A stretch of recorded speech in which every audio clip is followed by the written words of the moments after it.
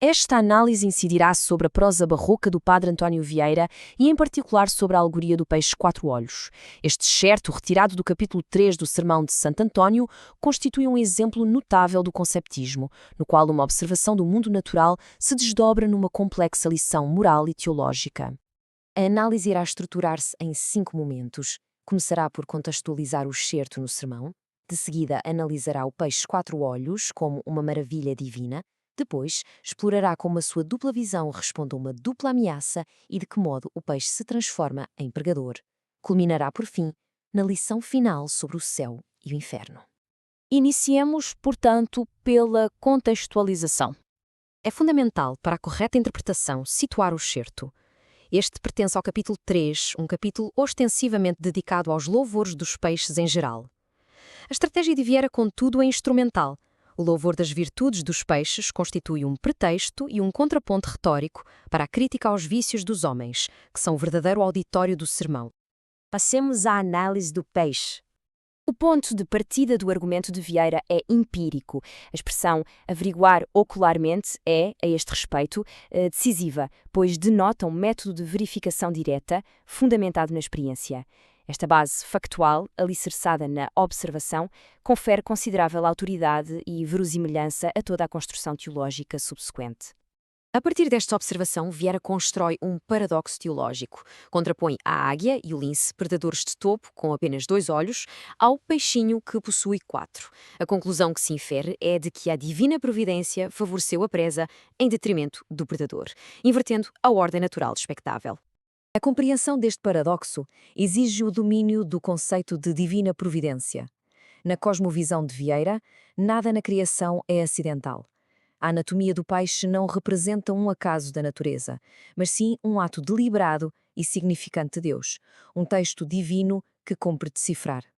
Neste ponto, o sermão opera uma viragem crítica. Vieira justapõe a perfeição visual do peixe à cegueia espiritual dos povos indígenas do Brasil.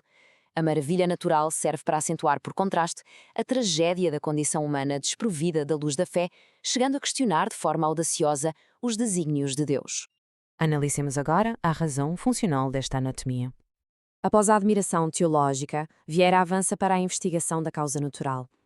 O uso do gerúndio filosofando assinala precisamente a transição para o raciocínio lógico-dedutivo.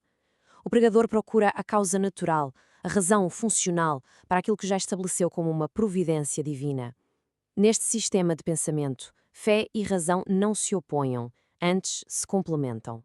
A explicação apresentada é de uma notável clareza funcional. A nova arquitetura dos 4 olhos é interpretada como uma resposta direta a uma dupla ameaça existencial. Os olhos superiores vigiam os inimigos aéreos, os inferiores, os inimigos aquáticos. A forma, portanto, segue a função, num desígnio teleológico. A argumentação é reforçada por uma estrutura retórica de grande rigor. A antítese entre ar e mar, cima e baixo, espalha a dualidade do perigo. Por sua vez, o paralelismo sintático ao descrever a função de cada par de olhos cria uma simetria que sublinha a lógica e a finalidade da solução divina. Chega-se assim ao momento fulcral da alegoria, a transposição do sentido literal para o sentido moral. Nesta frase opera-se a transfiguração. O objeto de estudo, o peixe, converte-se em sujeito ativo, um pregador. A natureza deixa de ser um mero objeto de observação para se tornar mestra, portadora de uma lição espiritual destinada ao homem dotado de fé e uso de razão. Esta inversão de papéis constitui o cerne da estratégia argumentativa de Vieira. A perfeição instintiva e divinamente ordenada da natureza serve de modelo e repreensão para a imperfeição moral e a negligência espiritual do homem, a alma racional, que não utiliza a sua razão do modo correto.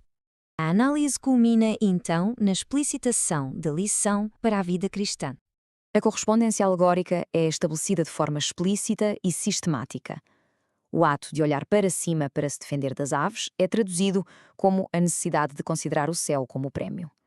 O ato de olhar para baixo para se defender dos peixes é traduzido como a necessidade de se lembrar do inferno como castigo.